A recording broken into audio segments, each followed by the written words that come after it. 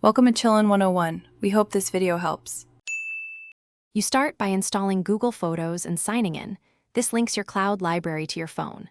Once done, make sure iOS grants Google Photos permission to access photos with read and write.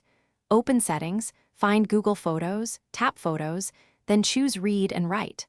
Also enable backup and sync inside Google Photos so your latest images are in the cloud. These steps let you move or save images from the app into your iPhone gallery. Next, you'll bring photos down to the local Photos app. You now transfer items from cloud to local storage.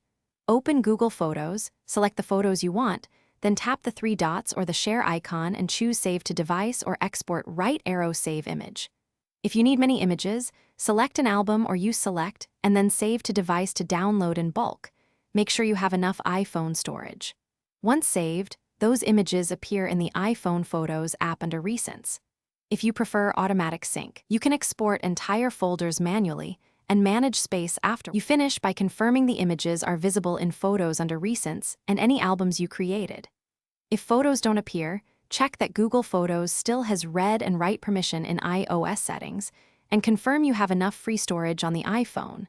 Low space can block saves. If problems persist, update Google Photos and iOS, force quit and reopen the app, or sign out and sign back in to refresh sync. One key troubleshooting tip: toggling Photos permission off and on often resolves write issues.